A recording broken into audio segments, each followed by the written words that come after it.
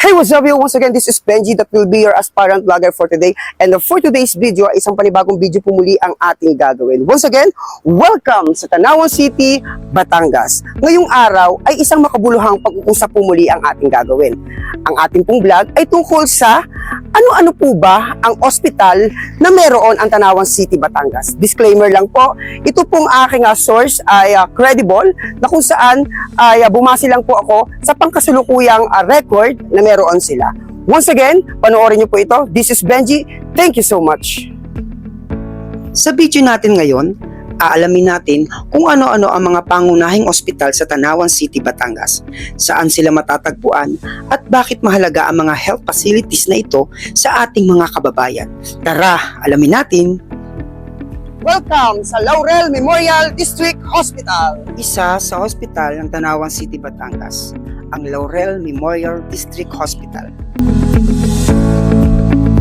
Isang government hospital ang Laurel Memorial District Hospital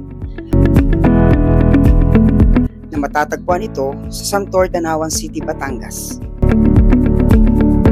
Ayon sa DOH, ito ay isang level 1 government hospital.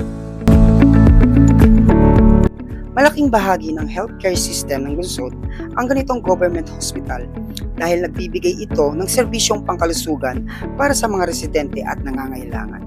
HM Curachia General Hospital. Isa pa sa mga hospital sa Tanawan City, Batangas, ang HM Curachia General Hospital na matatagpuan sa A. Collantes Street, Barangay 7, Tanawan City, Batangas. Para naman sa ating mga kabayan na naghahanap ng hospital na may serbisyo para sa mga bata, nandito ang Curachia General Hospital, Gonzales Medical and Children's Hospital. Isa pa sa mga pribadong hospital sa Tanawan ay ang Gonzales Medical and Children's Hospital na matatagpuan ito sa number 50, 6th Castilla Street, Barangay 5, Tanawan City, Batangas. Ayon sa DOH, ito ay isang level 1 hospital.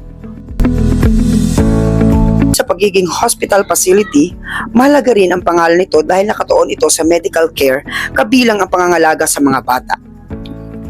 Healthway Daniel O. Mercado Medical na dating kilala bilang Daniel O. Mercado Memorial Medical Center na makikita ito sa President Jose P. Laurel Highway, Barangay 3, Tanawan City, Batangas. Isa ito sa mga kilalang private hospital sa Tanawan at kasalukuyang nakalista bilang level 2 hospital sa PhilHealth record.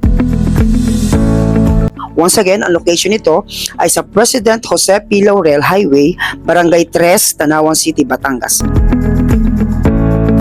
Kung mapapansin natin, napakahalaga ng lokasyon nito dahil sa pangunahing highway ito na madaling puntahan ng mga pasyente mula sa Tanawan at mga kalapit na lugar. Tanawan Medical Center o dating kilalang Reyes Hospital.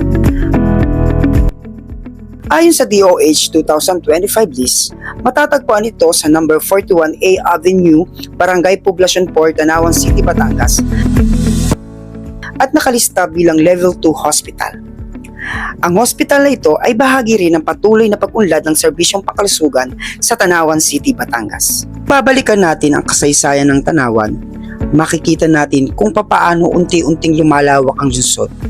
Kasabay nito ang pangangailangan para sa mas maraming serbisyong medikal mula sa mga dating pasilidad at health centers hanggang sa mga modernong hospital ngayon. Makikita natin ang pagbabago ng Tanawan bilang isang lumalaking lungsod. Ang mga ospital ay hindi lamang mga gusali.